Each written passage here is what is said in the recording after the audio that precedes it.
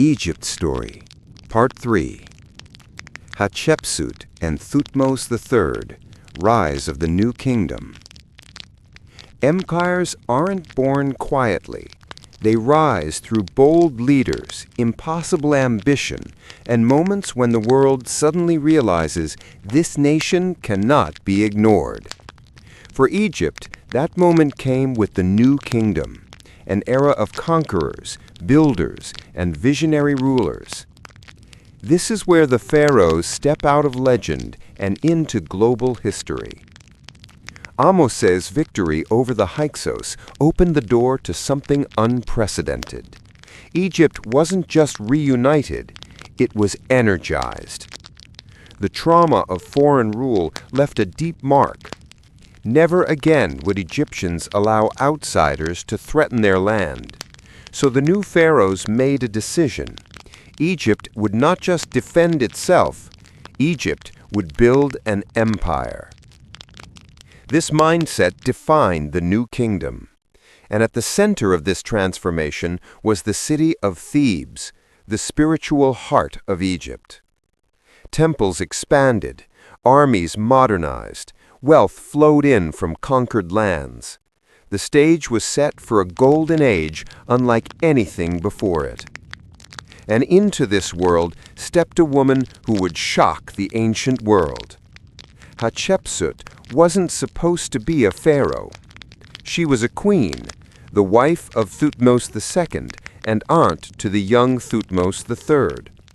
But when her husband died and the heir was still a child, she did something extraordinary. She took on the full power, title, and symbolism of a king. Not queen, not regent, but pharaoh. She wore the royal kilt. She placed the false beard on her chin. She stood before the gods and declared herself the rightful ruler of Egypt. To the ancient world, this was unprecedented. But Hatshepsut didn't just hold power, she excelled at it. Her reign wasn't focused on war. It was about peace, prosperity, and monumental construction. She restored disrupted trade routes. She rebuilt temples abandoned during the Hyksos era. And she launched one of the most successful expeditions in Egyptian history to the mysterious land of Punt.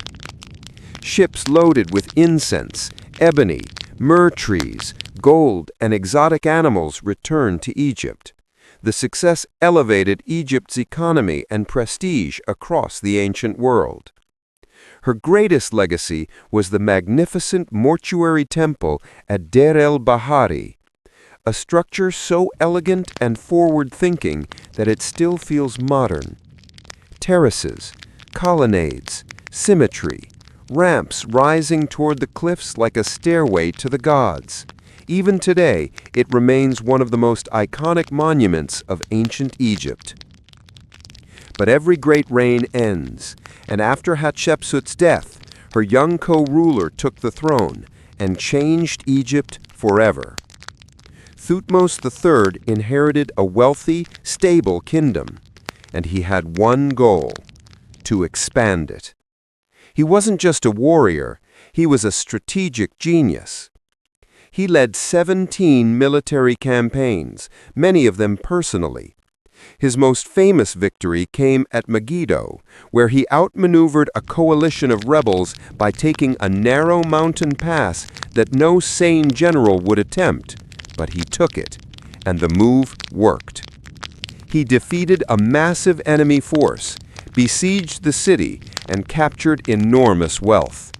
That victory laid the foundation of Egypt's Near Eastern empire. Tribute flowed in: gold, cattle, copper, horses, spices, and exotic plants and animals. Foreign princes sent their children to Egypt to be educated at the royal court, ensuring loyalty for generations. Thutmose III transformed Egypt into a regional superpower. Under his reign, Egypt stretched from modern Sudan to northern Syria. He wasn't just a conqueror, he was a reformer. He reorganized government, strengthened administration, built temples across the kingdom, and preserved Egypt's culture even as the empire grew. If Egypt had an age of dominance, this was it. After decades of expansion, later rulers inherited a kingdom overflowing with wealth. No one embodied that prosperity more than Amenhotep III. He didn't need to wage wars. His predecessors already secured Egypt's borders. Instead, he became the diplomat king. He married foreign princesses, forming alliances across Mesopotamia and Africa. He flooded the kingdom with art, gold, and cultural innovation. Under his reign, the Temple of Luxor flourished. The colossi of Memnon rose. Egyptian art became more natural and expressive. Trade networks stretched farther than ever before. He hosted lavish festivals and religious ceremonies. The kingdom enjoyed peace, stability, and stunning wealth. To many historians, Amenhotep III's reign represents the absolute high point of Egyptian civilization, refined, confident, and culturally unmatched. But behind the luxury, something unexpected was brewing inside the royal family, something that would shake religion, culture, and political power to the core. Amenhotep IV's son, Amenhotep V, began his reign like any other pharaoh, but soon he revealed a dramatic vision. He declared that Egypt's many gods, Amun, Ra, Set, Osiris, were secondary. There was one true source of divine power, Aten, the sun disk. He changed his name to Akhenaten, meaning effective for Aten. He moved the capital to a brand new city, Akhenaten, now known as Amarna. Temples were redesigned to be open to sunlight, no dark sanctuaries, no hidden idols. Art changed too. Royal depictions became unusual. Elongated faces, thin limbs, wide hips. Some call it symbolism. Some call it realism. Others call it political messaging. Akhenaten wasn't just changing religion. He was changing Egypt's identity. But while he focused on theology, the empire weakened. Foreign powers sensed vulnerability. Enemies tested Egypt's borders. Internal tensions grew. And in the middle of this upheaval stood one of the most iconic figures in Egyptian history, Nefertiti, Akhenaten's queen. Strong, influential, mysterious. Some believe she co-ruled. Some suggest she briefly ruled after Akhenaten. Her legacy remains one of history's most intriguing puzzles. The Amarna Revolution didn't last long. After Akhenaten's death, Egypt reversed almost everything he introduced. The capital moved back to Thebes. Temples were restored. Atenism faded. And a young child took the throne, destined to become the most famous pharaoh of all time. Tutankhaten, the boy king, abandoned Atenism. He restored the gods, rebuilt temples, and changed his name to Tutankhamun, meaning living image of Amun.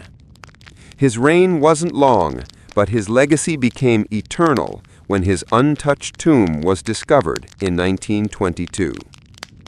Next, we step into the world of Ramses, Seti, and Egypt's most iconic rulers, the builders of massive temples and the leaders who faced the sea peoples. Part 4, Ramses the Great, Legacy, and the Fight for Immortality, is coming next.